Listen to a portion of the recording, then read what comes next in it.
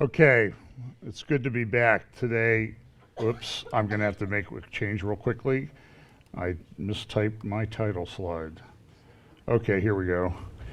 And the reason why I mistyped my title slide is because I just made it up.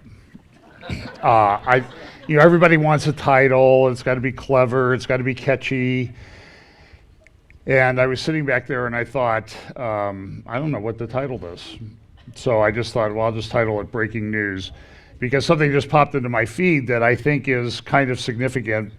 And I was just reading the article because I do think it plays into a Bible prophecy timeline. We talk each week about the convergence of events, and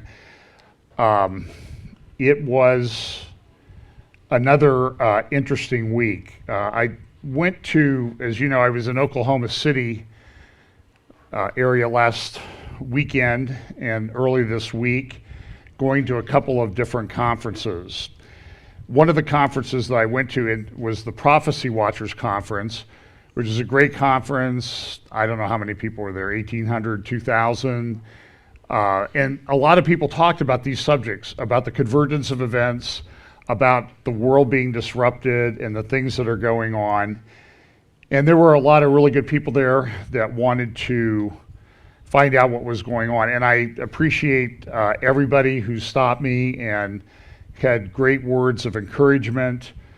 It certainly was better than the negative comments we get on the YouTube channel at times. Although there's an outlet for that, in that you can ban the person and delete their comment from history. And it's as it never happened. But there were a lot of great people there.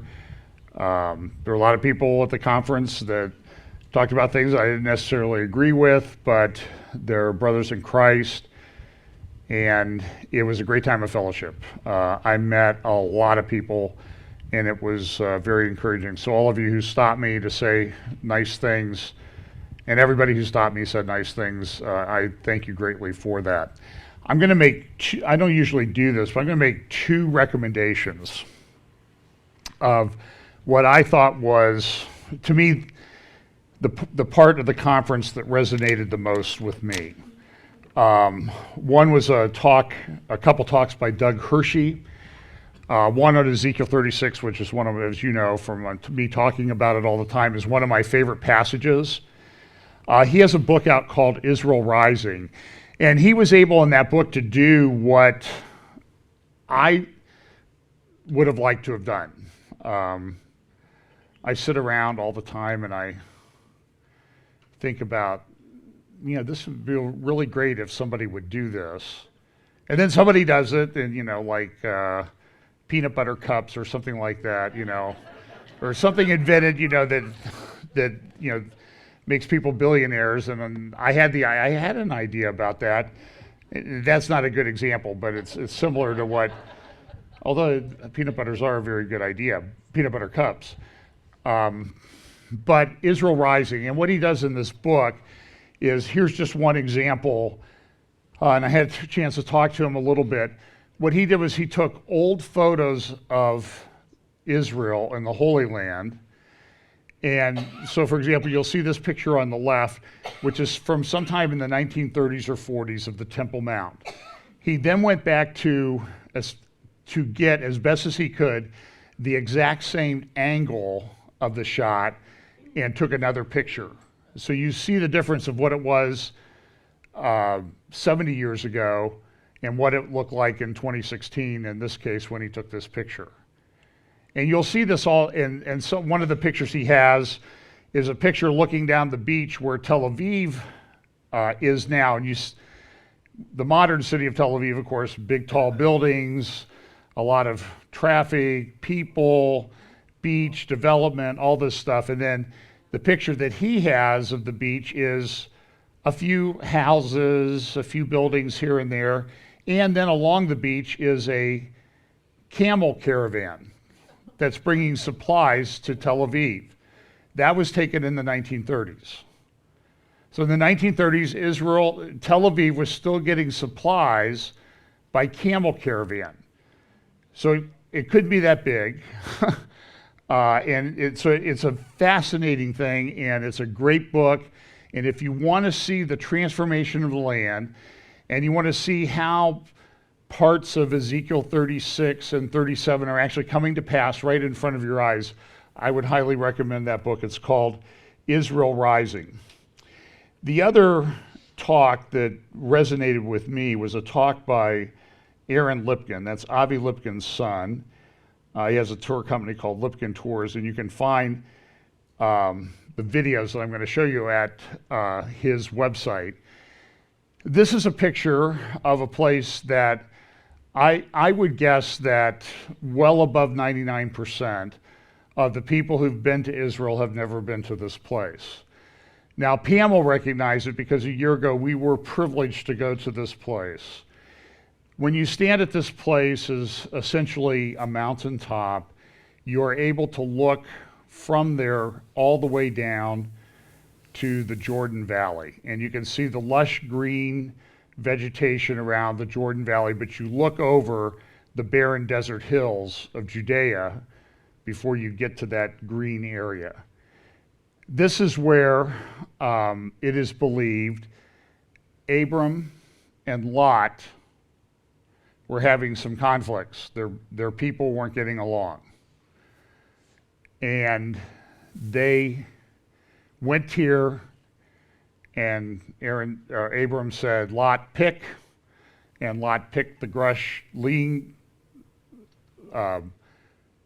lush land down around the Jordan River for his possession.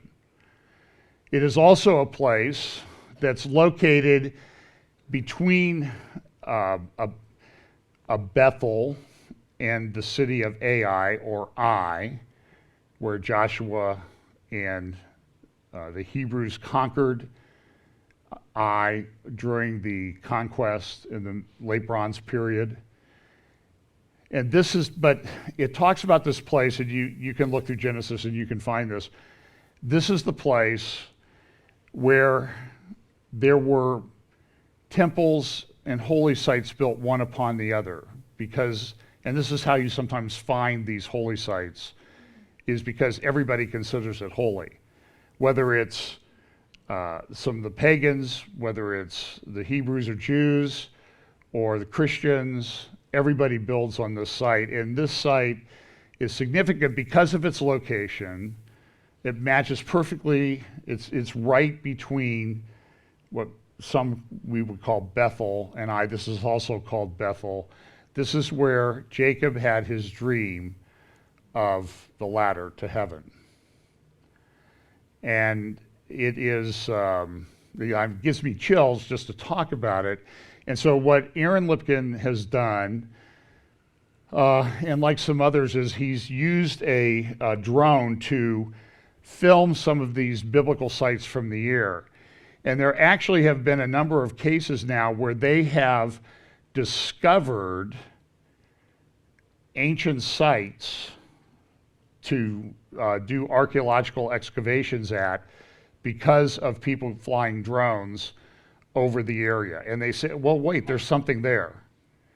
And so he has a number of videos, the gates of heaven, that's the video here about Bethel, the footsteps of God, Gilgal, also includes a little bit of footage of Bethel, and how the cities are laid out, the Forgotten Feast, which deals with Shiloh and the tabernacle, if I recall correctly, and then the divine choice. Very good, very well done. He did his talk called The Footsteps of God at the Prophecy Watchers Conference. And for me, it was one of the highlights of the conference. So you can get those at lipkintours.com, Lipkin. Just a couple verses. I read these verses all the time because they are prophetic verses and they do talk about what it will be like in the last days. This know also that in the last days perilous times shall come. For men shall be lovers of their own selves, covetous, boasters, proud, blasphemers, disobedient to parents, unthankful, unholy, without natural affection, truce breakers, false accusers, incontinent, fierce, despisers of those that are good, traitors, heady, high-minded, lovers of pleasure more than lovers of God, having a form of godliness but denying the power thereof, from such turn away. For of this sort are they which creep into houses and lead captive silly women laden with sins, led away with divers lusts, ever learning and never able to come to the knowledge of the truth. Now the next slide concerns an event that's going to take place here in Columbus in a few weeks. I will tell you that I saw this. I went to the website, and I personally find this to be one of the most disturbing and blasphemous things I can imagine. It is this event, holy ground, blessing the sacred space of decision, Friday, November 9th, put on by Planned Parenthood of Central Ohio. And then it also has the Ohio Religious Coalition for Reproductive Choice. This is this disturbs me. It's at the East Columbus Surgical Center, 3255 East Main Street, Columbus, Ohio, Friday, November 9th. Registration and photo IDs are required.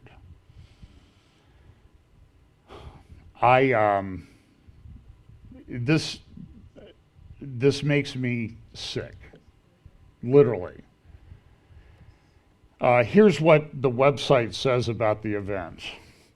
This clinic blessing will create a space for progressive voices of faith to speak boldly in support of comprehensive reproductive health care, including access to safe and legal abortion.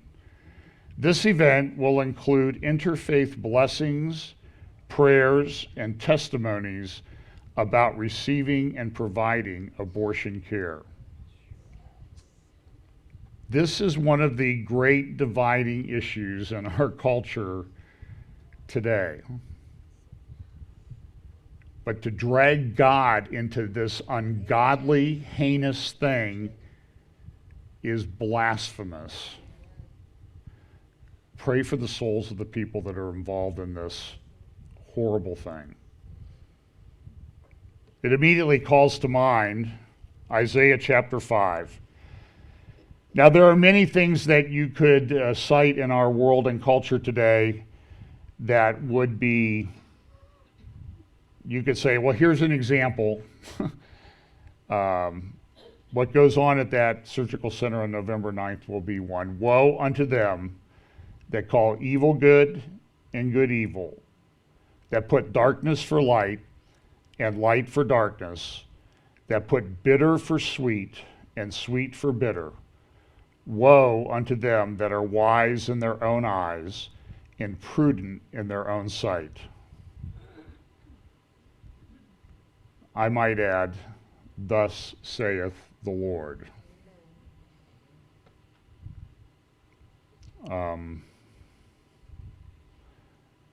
If you want to understand the patience of God, watch what's happened in America since Roe versus Wade and the fact that we are still a country and we have not been incinerated.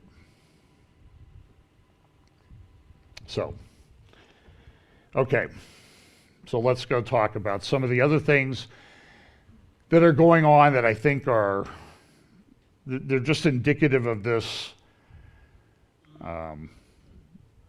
Does the world seem a little bit disrupted to you?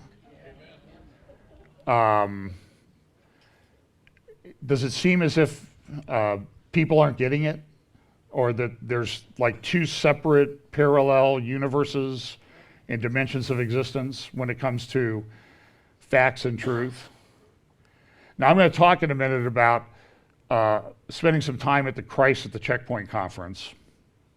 I will tell you that the people that were there were progressives, don't care for Israel, don't care for Jews, don't care for facts. And I'll share an example for you. It runs on feelings, but listen, here, this is such a good example of what's going on with this Jamal Khashoggi, who was, it now appears the Saudis have been killed in the Saudi consulate in Istanbul a couple of weeks ago now. And there have been denials, there have been recriminations. The whole thing shows the insanity of the world that we live in. The most ironic thing that you could say about it is that Erdogan, the leader of Turkey, is trying to come across as a protector of free press, when he's imprisoned probably more journalists than anyone on the planet, but now he's using this to make himself look good in the Sunni Muslim world. And in some respects, it's working. It's also affecting geopolitics. It's affecting the U.S. relationship with Turkey. It's affecting the U.S. relationship with Saudi Arabia. Now, I talked about this last week, and I'm going to talk a little bit more about it. The Saudi family, there's belief that the order of succession to be Saudi king could change over this. That MBS, Mohammed bin Salman, could be moved out as the crown prince of Saudi Arabia. He's already moved one person out. It's a very fluid thing. He's made a lot of enemies. He appears, by all estimates, to have a good relationship with Jared Kushner, the president's son-in-law. The first presidential foreign trip, was to Saudi Arabia. And you remember the picture of the glowing orb thing that they did in the security center there. But I don't want my remarks to be misconstrued, which, do you ever feel like what you say is misunderstood by people?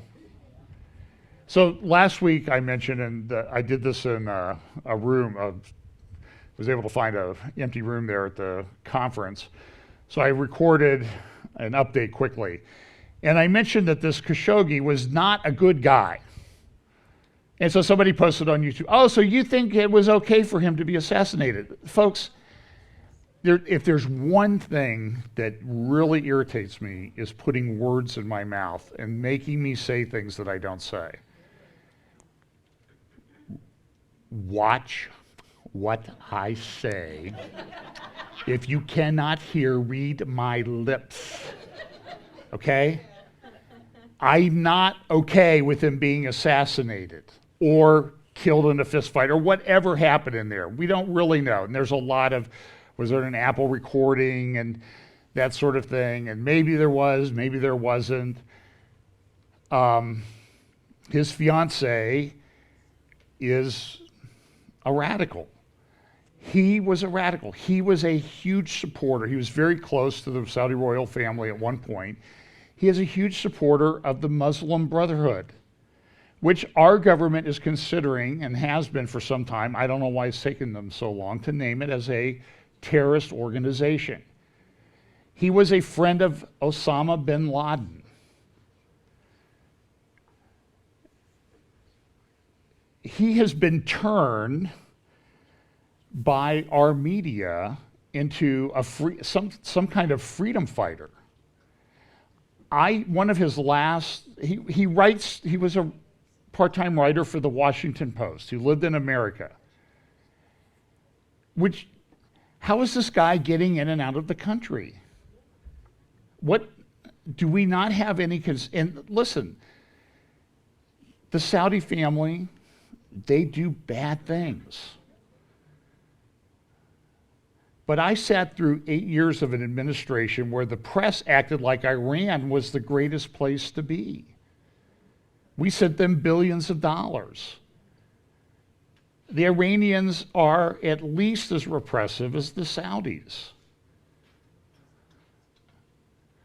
But So what's going on here? And then this morning, this is the front page of the New York Times in the intersection.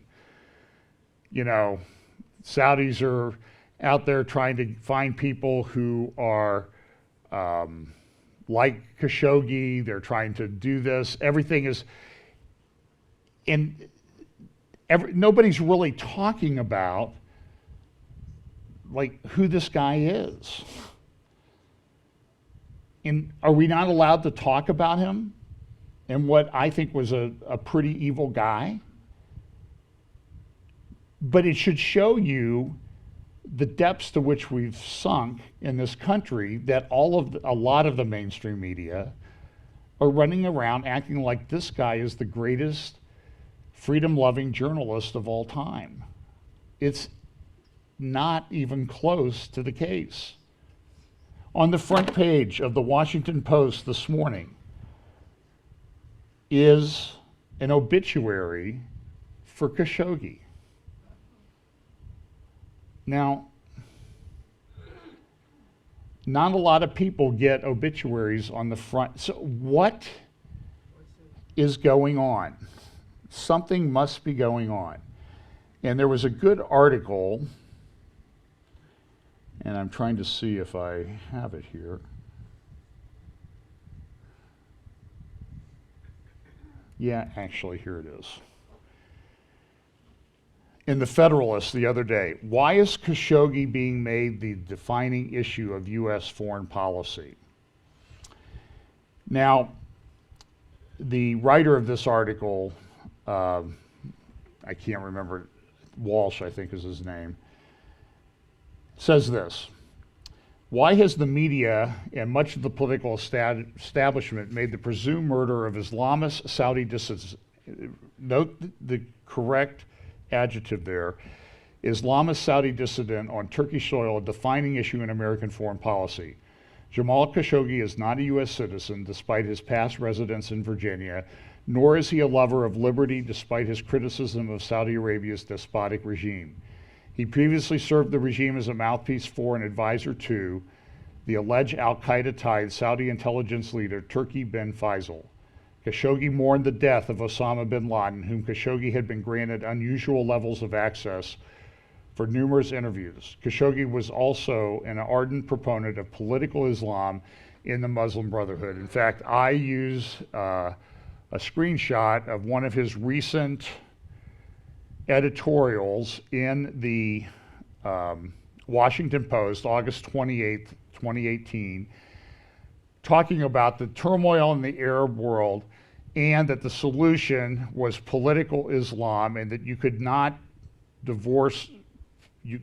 have peace in the Middle East without political Islam, which is what? Sharia law. And yet, I saw it, on Morning Joe, on other things, and I am exercising great mercy to you today and not playing you the clips of the moronic comments that I have seen people doing.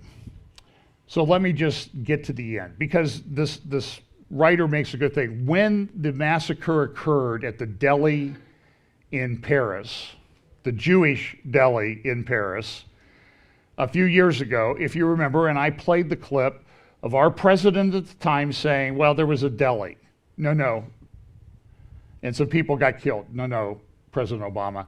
There were Jews targeted and killed in Paris, France, because they were Jews. Plain and simple. Speak the truth or be quiet. And it never happens. So it says, he goes on to say this: needless to say, one wonders why Khashoggi was permitted to enter the United States and handed a column at the Washington Post, given his background, particularly at a time our media claims acute sensitivity to foreign influence. Do you see the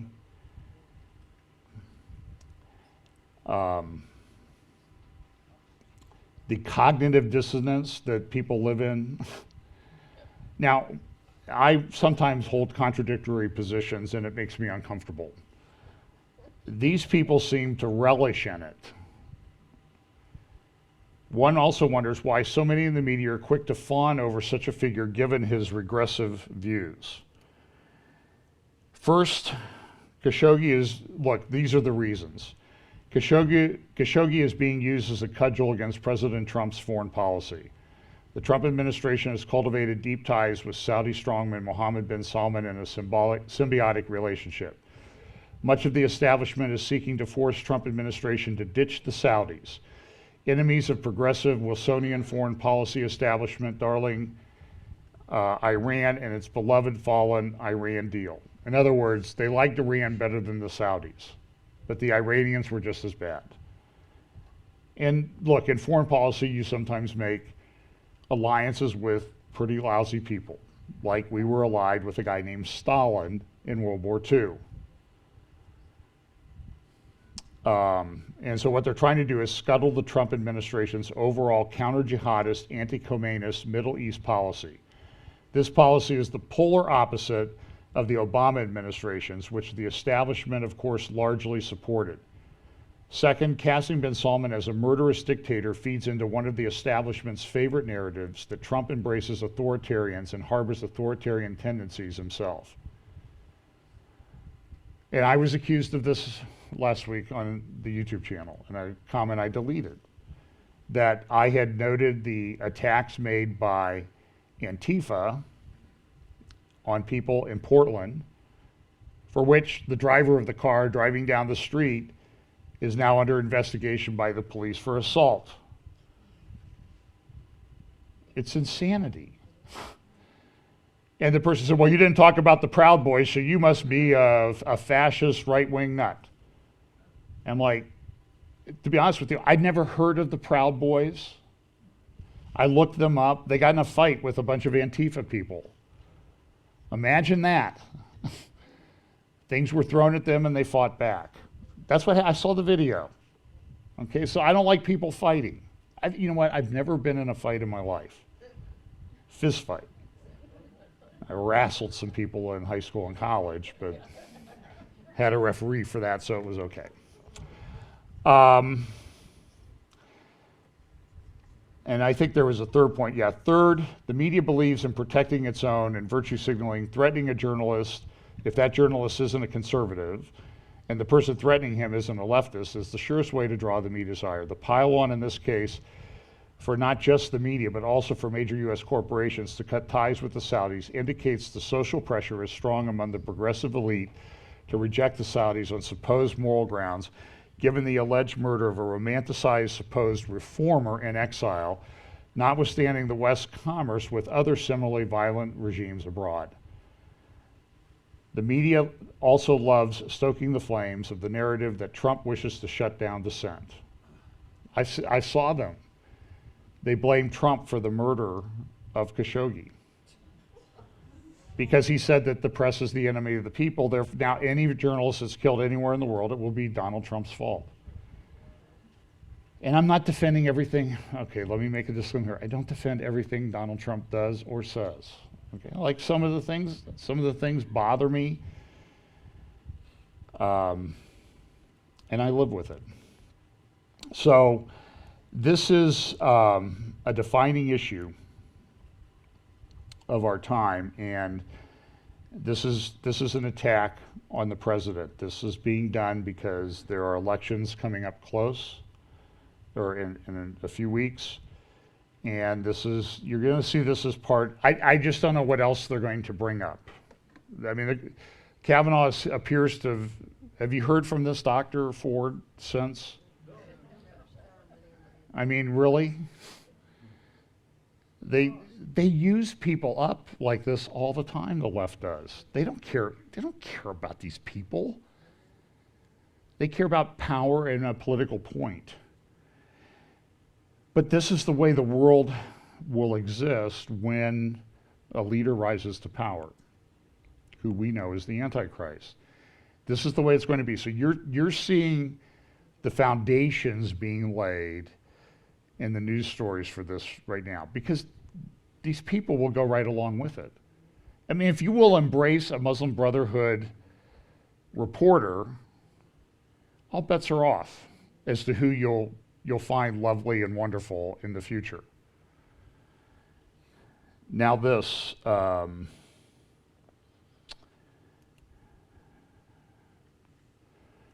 the caravan heading up from Honduras to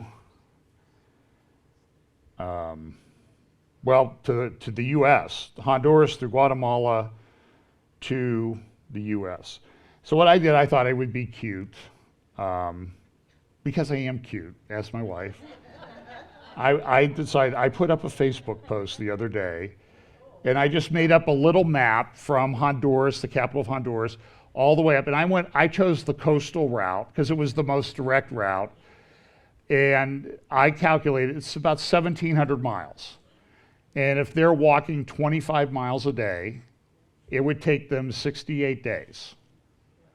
And every time I see them in the videos, they're walking. So the belief is that there's 4,000, 5,000 people walking to America. Now, that post, if you could go down to the bottom of that post, Brian, I've never had a post on Facebook do this. It's been shared 12,000 times.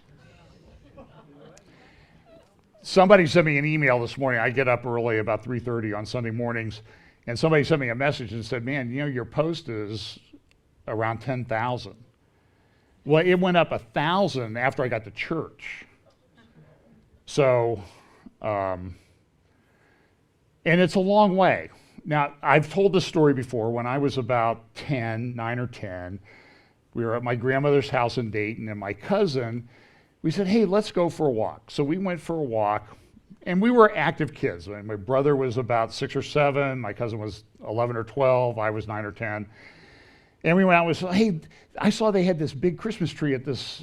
Okay, so we walked up there. It's near Miami Valley Country Club, and said, well, let's walk down by the hospital, and Good Sam Hospital, which I don't even know is open anymore, and then let's go over by the church where Grandma goes. Well, we did that. We were gone for about 2.5 hours, and we walked about 10 miles. We were pretty active kids. You know, we were out running and playing every day. We thought we were going to die by the time we got home from walking 10 miles. I was so tired, I almost didn't want to go bowling that night. But I did. I gritted through it. But I don't believe 5,000 random people can walk 1,700 miles in 68 days. Now, somebody sent me a message just before I got up here. Your map is wrong. They are at whatever that is, Ciudad Hidalgo. That's the way they went. Okay, so that's 768 kilometers, which is 450 miles, 400 miles, 450 miles, roughly. In other words, the way she says my map is incorrect is longer and more arduous than the one that I suggested. But let's go with that one. This thing started a week ago. Let's say it's 400 miles. So you're telling me in 8 days, these people have walked 400 miles through rural El Salvador, Guatemala, and all the way up to Mexico. Now, I haven't been to Central America, but I've been to the Caribbean. It's hot down there, and you need a lot of water, and you need food. And I've seen the pictures of them, and they don't look that bad. So my suggestion in my thing was, maybe something's up. And I also put in parentheses there, I already know something is up. And this is being done. I suspect that, now the word is that they got to this border crossing at Mexico. They sent a couple plane loads of Mexican police in. They shut them down at the bridge there over the river. Now the word this morning is that somewhere in the range of 2,500 of them just happened to be able to raft across the river in the last 24 hours. I'm not buying the narrative here. You may say I'm a little bit cynical. If I had a client come in and say these people had walked this far in 8 days, I would say, prove it. It doesn't make sense. And it's not to get these people here to vote. It's to make a confrontation on our border where there's going to be physical violence to make Trump look bad and the Republicans look bad, or people who care about the security of our border before the election. It's drama. And it's funded by someone. You can probably guess who some of the people are behind it. And I'm concerned with the political tenor in our country. Here is the person who wants to be the next Speaker of the House, interviewed at the 92nd Street Y in New York City the other night, and you can interpret what she means by this. And I apologize, grab your head if you think it will explode, but here it is. I think that we owe the American people to be there for them, for their financial security, respecting the dignity and worth of every person in our country. And if there's some collateral damage for some others who do not share our view, well, so be it, but it shouldn't be our original purpose. Collateral damage? You mean the same kind of thing like that baby is just a clump of cells? Is that what you mean, Nancy Pelosi? What a morally bankrupt person. Here's some other things going on in the world. The whole political thing, you're going to see this. In Deep Red, Texas, evangelical women trickled towards O'Rourke. And one of the women, Jen Hatmaker, she's popular, she does women's conferences, she's full on Beto O'Rourke. He's a leftist. He supports abortion. So here's what I conclude from that. She's not an evangelical. Please stop calling her that. Please stop referring to yourself as that, because you're not telling the truth. And I care more about the truth. I don't really care if you support him. I care where you misrepresent and mislead other people the wrong way. I care greatly about that. They gave Jonathan Merritt, son of a former head of the Southern Baptists, a big article, "We Need to Talk About God." Now, he does make a point in there that I would agree with, is we don't really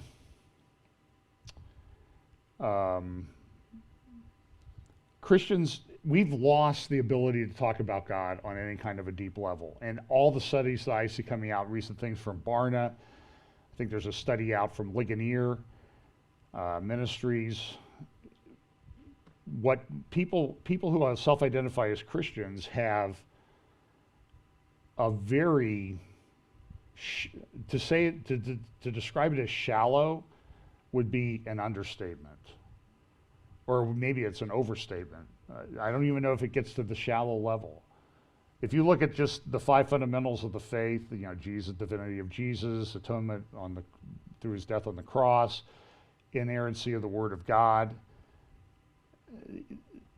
all those 5, I think the most recent Barna thing I've seen shows that 3.3% of people who claim to be Christians actually believe all 5 of those.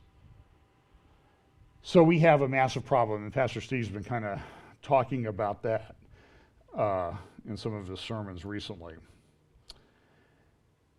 So we have a problem. We also, I could make any number of examples of this, or use this as an example on any number of things, but this is an article from Foreign Policy the other day. "Welcome to the first war zone Ebola crisis." In the Democratic Republic of the Congo, in that little red outline area there along the border with Rwanda, Burundi, Uganda, and Kenya, is a fairly large outbreak of Ebola.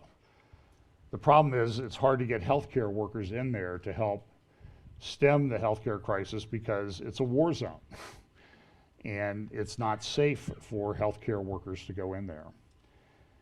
So this is, I read an article, I think in the LA Times, front page of the LA Times the other day about, I can't remember the name of the disease. It's similar to polio in that it leads like paralysis and then people have to be put in like an iron lung, and there's dozens of cases that have cropped up here recently.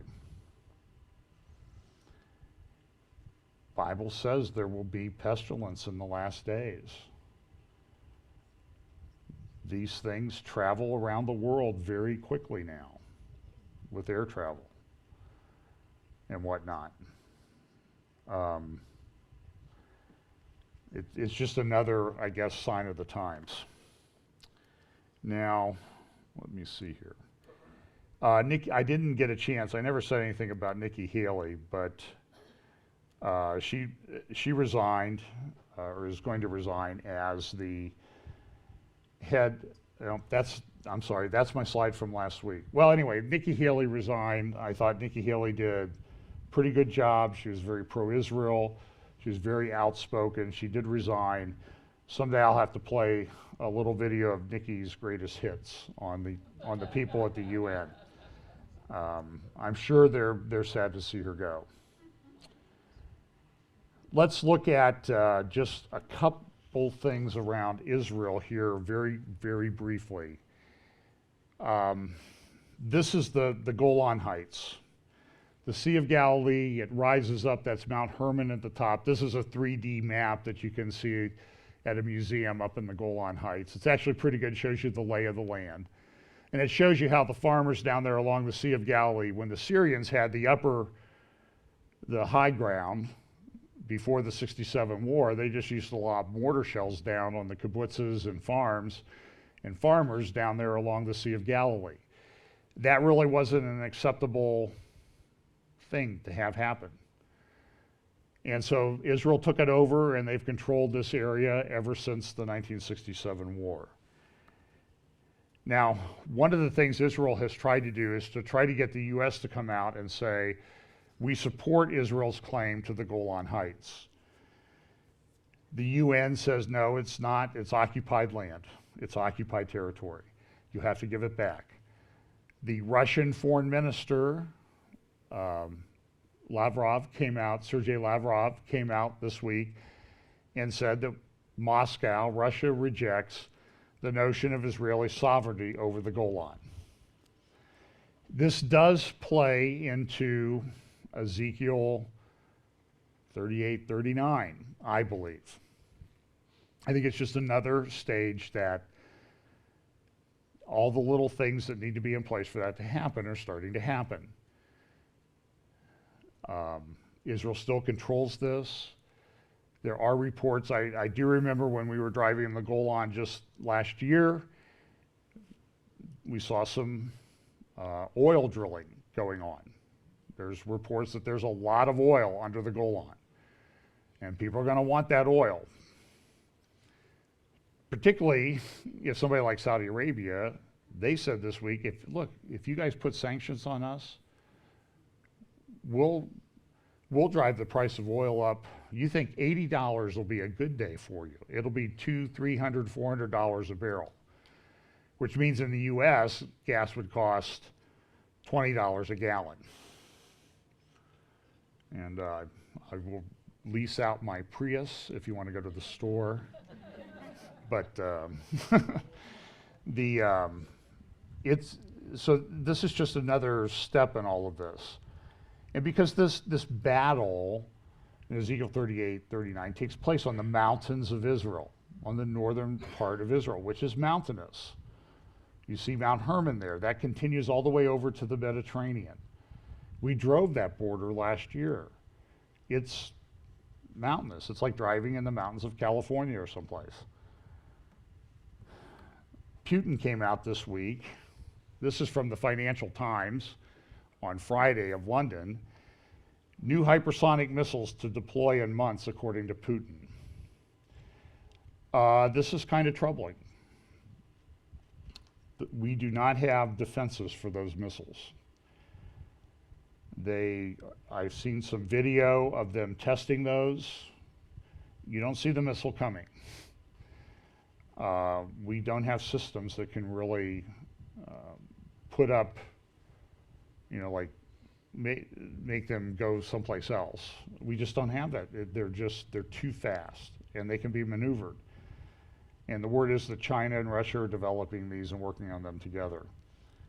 And Putin came out, I don't know if you saw this, I don't have a slide for it, came out and said something about, listen, if there's a nuclear war, we don't have a first strike policy here, but if we get hit in a nuclear war, we'll all be dead and all the Russians are going to heaven because we're Christians and you people are not.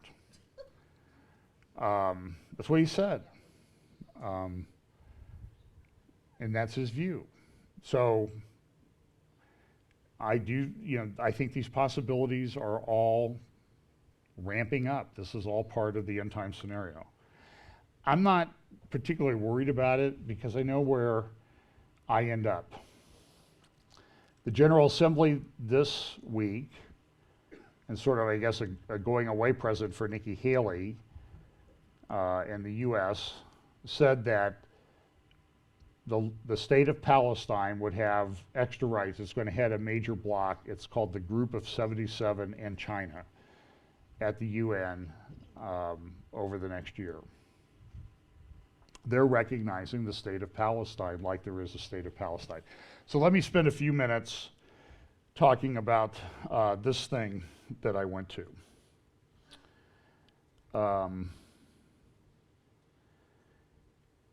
It was an interesting conference, Christ at the Checkpoint USA, exploring Holy Land realities and our response. Now, the first morning there was an evening session, a pre-conference session, and there was I don't have the slide in my slide deck here today, but in the pre-conference session, they were talking about, well, there's a big problem here. And they put up a slide. I don't know if I put it on my Facebook page or not. It's rich Jews. It's billionaire Jews are our problem. Sheldon Adelson, Jared Kushner, it's the Jews. It's always the Jews and their money that cause us problems. Now, the next morning I went and I pulled into the parking lot and this is what I saw. Now, it's Oklahoma, okay?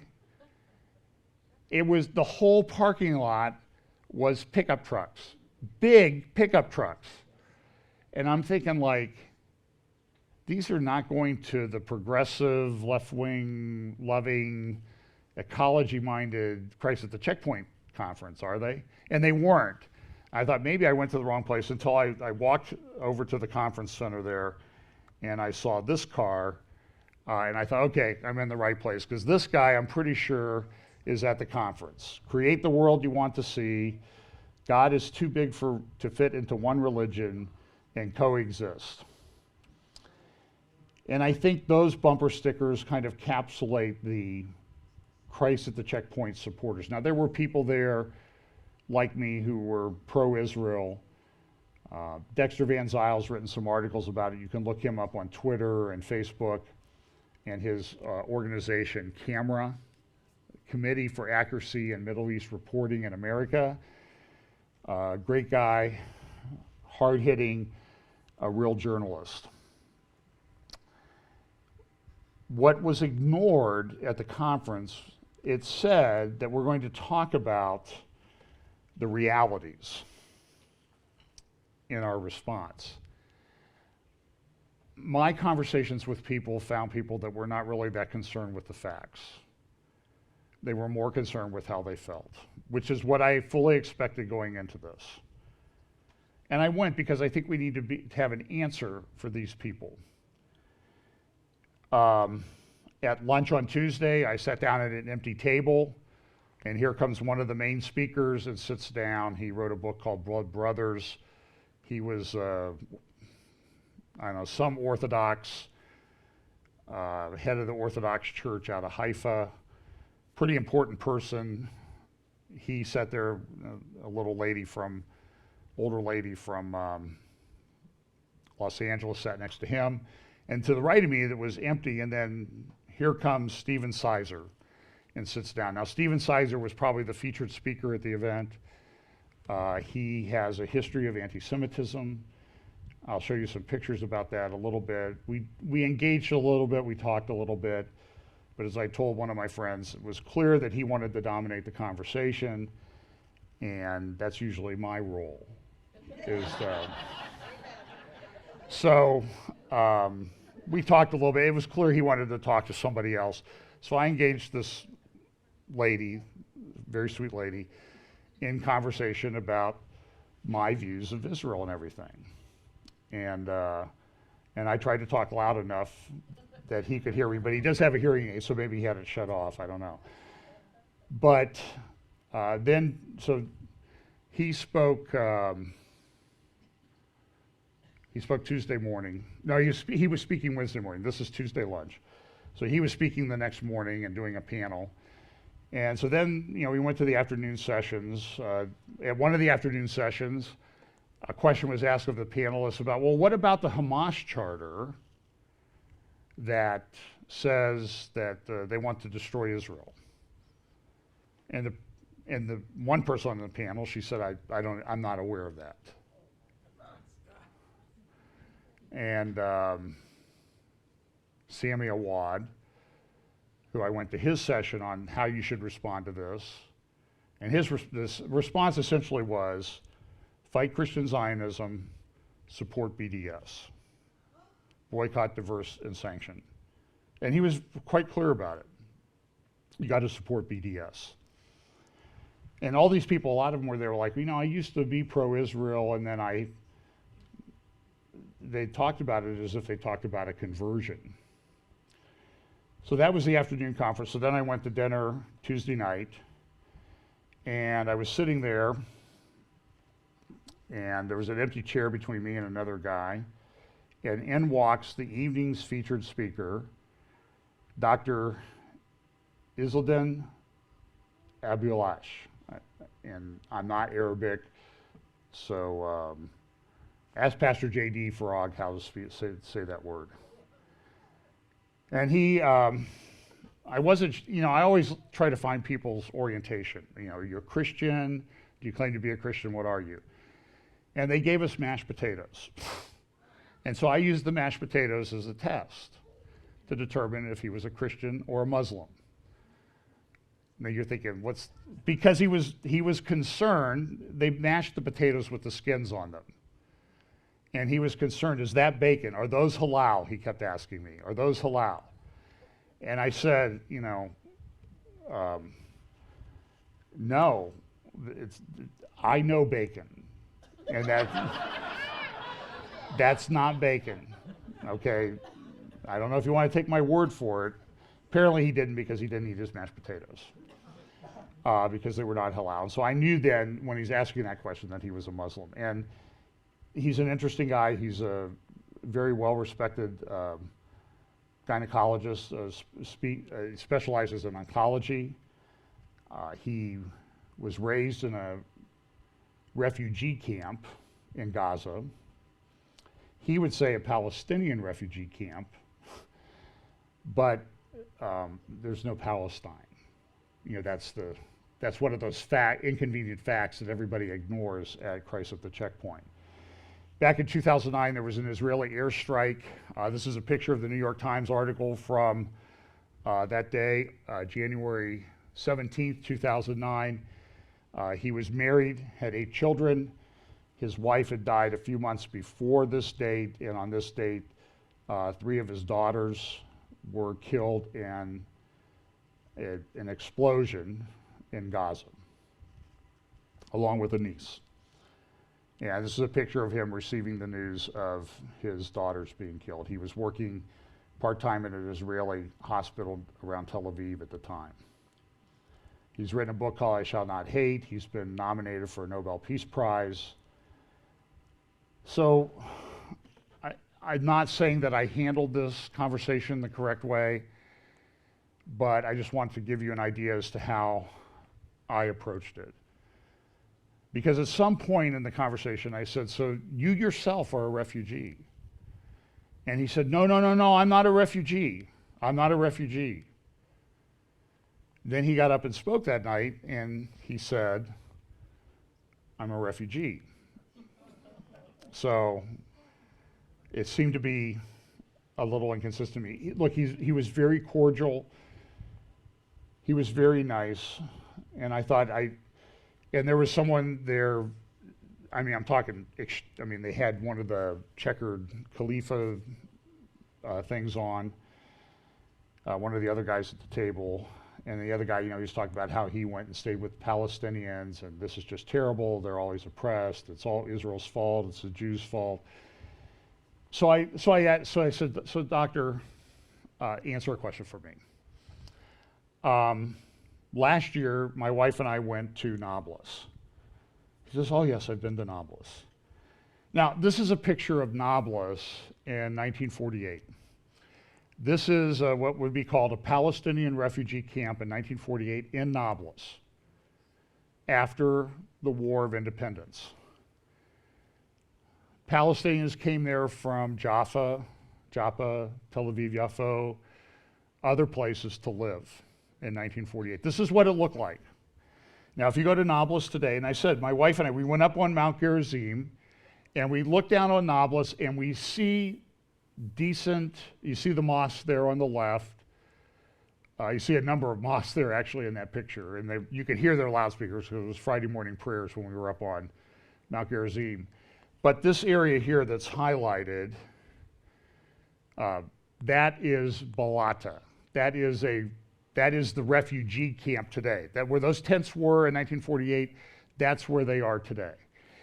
It is a densely populated, not so nice area.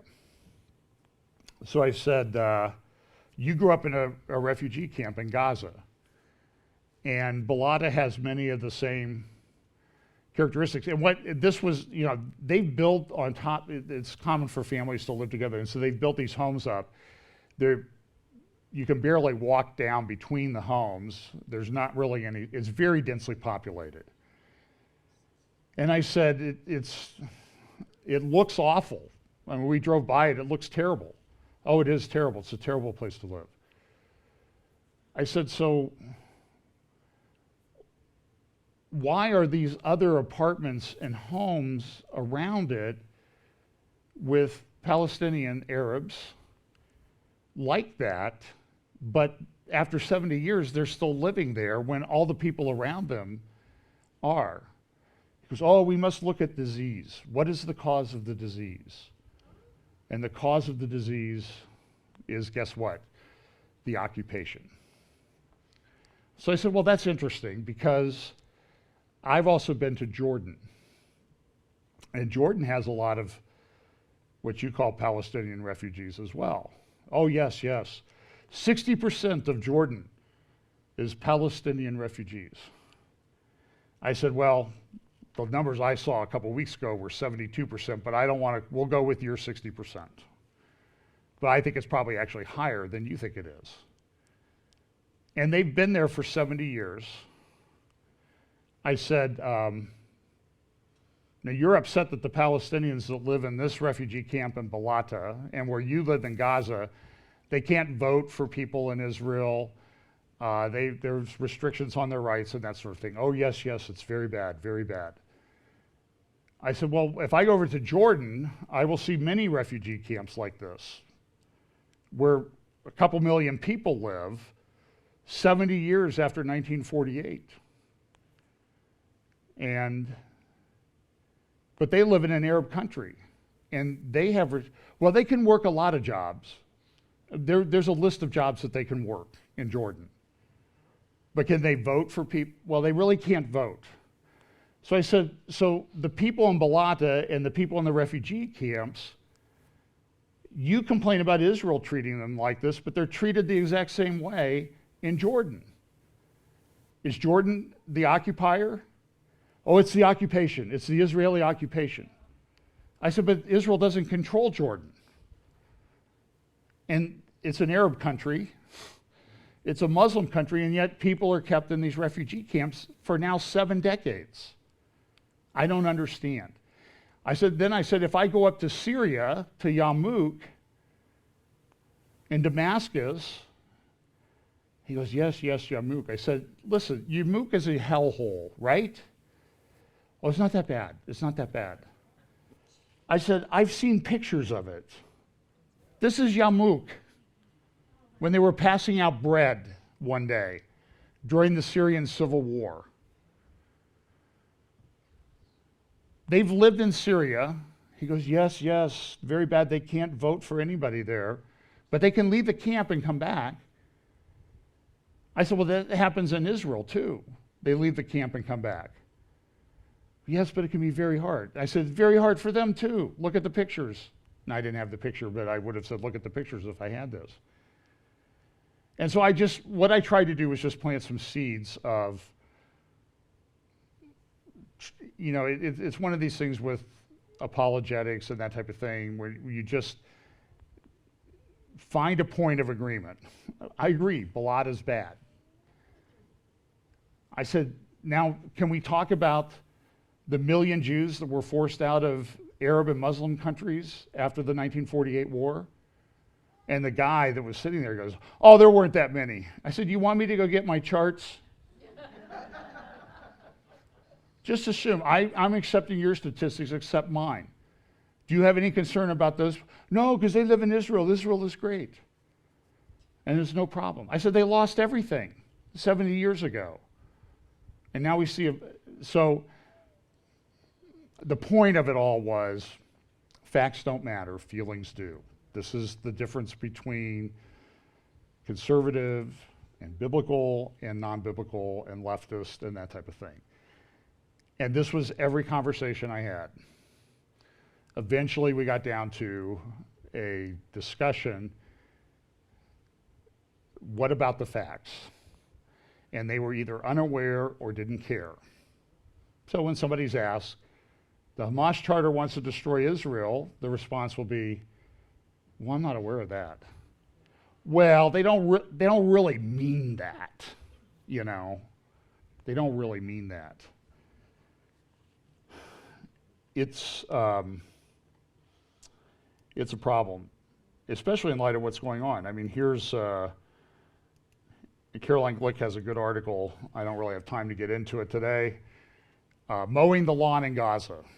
I mean, Gaza is in really bad state. Tens of thousands of acres have been burned. A couple of rockets were launched. Iron Dome didn't hit them, and they landed in the ocean, but they made it as far as Beersheba. This is a problem. There's also this report, Seth Fransman, and this morning's, I believe it was this morning's or Friday's Jerusalem Post. Iran has sent advanced technology to improve Hezbollah rockets. Now they put the S-300 in place or in the process of putting it in place, the Russian system in Syria. There are reports that 747s flying in stealth mode so it was hard to track them, brought advanced missile technology to Hezbollah, who has well in advance of well above 150,000 rockets aimed at Israel. Some that can reach all the way to Tel Aviv, Ben Gurion Airport, Jerusalem, etc. How many, we don't know exactly, but there's probably 20,000 of them that could do that. And the situation is very tense. But nobody at this conference, wanted to talk about any of those threats that Israel faced. So I would do this, pray for Dr. Abilesh, and because, look, he and a lot of other people there at that conference need Jesus. And if you have an opportunity to engage these people, engage with people who hold these views, engage them respectfully. He lives in Toronto. He practices at a big hospital up there. He was very cordial, very easy to talk to, and willing to engage. And I would say that our conversation was normal. It got animated. I use my hands when I talk. And I got a pretty big wingspan too, so as somebody said, I thought I was going to get hit in the car when you were talking. And so this is a problem. Stephen Sizer spoke. He was on a panel with Gerald McDermott from Beeson Divinity School, who was sort of the token Zionist that was there. But I'm not sure that, I wouldn't agree with everything that Dr. McDermott says. He made a decent defense. By the way, Caroline Glick also has a good article about this BDS activist who was detained at the airport in Tel Aviv for 2 weeks. And the Supreme Court said, oh, well, she can come in even though there's a law that says they're not allowed to.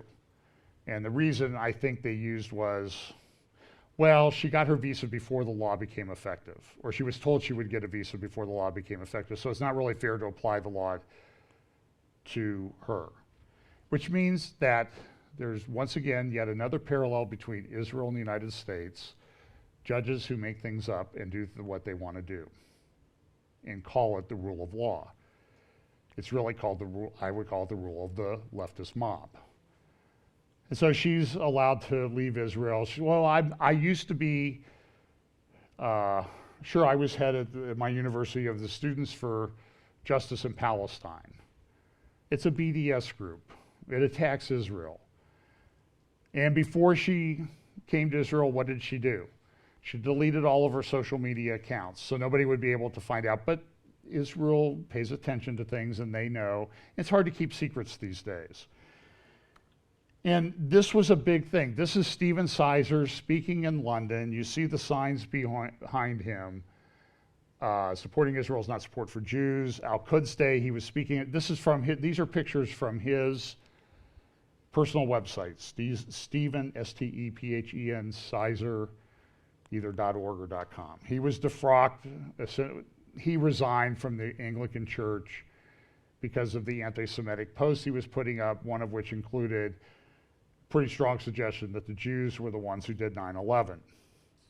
This is another picture from his site, Freedom for Palestine, that type of thing.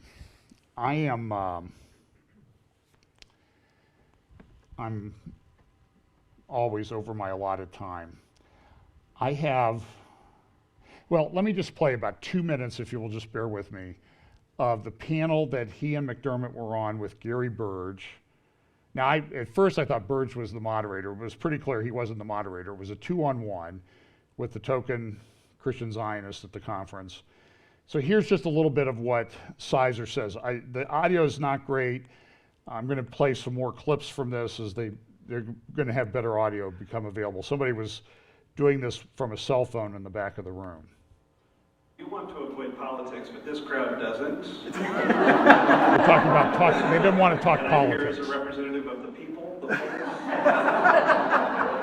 These are not my own questions. Okay, let's just hear it. What Okay. is one of the more poignant questions? Yeah, well, if Zionism is Christian militarism, why can't we involve the realities of politics today in this conversation? Is not the political climate directly related to the religious? So why you both are making this distinction? You don't want to get into the politics. You want to keep it at the theological or the biblical. But people here are asking something different. And so they're challenging both of you in that regard. So what do you say to that? So religion and politics do integrate. They're integrating constantly in... By the way, I want to back up for just 1 second. Everybody wanted to know, okay, what's your solution? What do you think should be done? And Sizer and McDermott were both punting, saying, well, you know, that's politics. We really don't want to talk about politics. We want to talk about what the Bible says.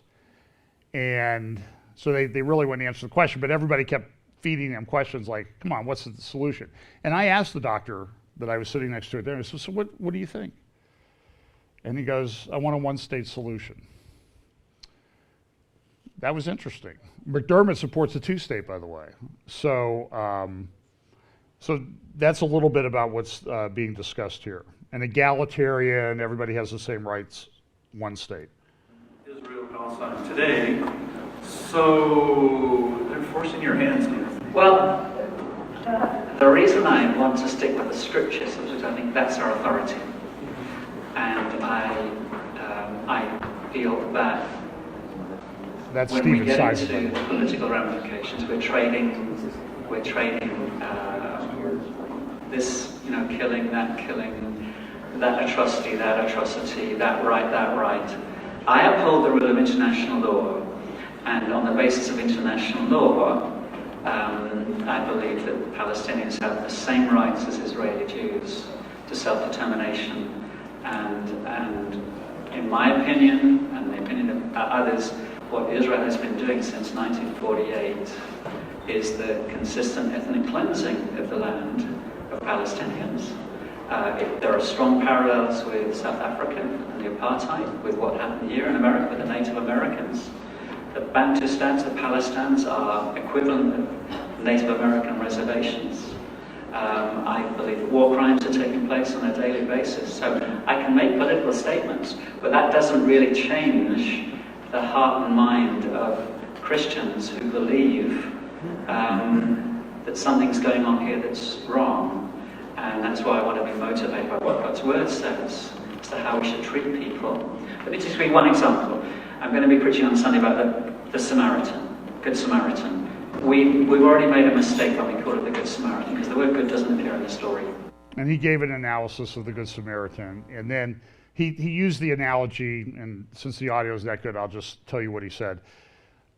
Israel is like going over to my grandmother's house, and there's 3 pieces of candy in the jar, and you can get your hand in, and they've grabbed all 3 pieces, the land, politics, etc. But you can only have 2 in your hand when you pull it out, and they're holding on to all 3, and they won't let go of one of them. But he does not like Israel. This ethnic cleansing thing that he talks about, this is devoid of facts. The Palestinian population of Israel has increased over the years. If it's ethnic cleansing, they're not very good at it, and they're not doing it. Okay, they have a problem. I really wanted to say, and I did not. I repent of the error of not saying to the doctor, if you want a better situation in Gaza, then your people need to learn to behave. And if they learn to behave and got over this hatred of destroying and getting rid of Israel, I bet their life would improve.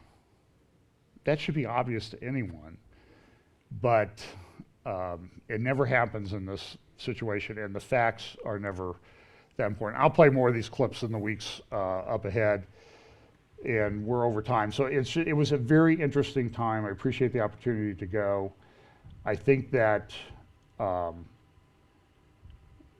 some people criticized me for posting about it and saying what they were saying, but I think we need to engage these people and challenge their ideas and assumptions. And I think I did a halfway effective job with the doctor on the refugee camp situation. I don't know.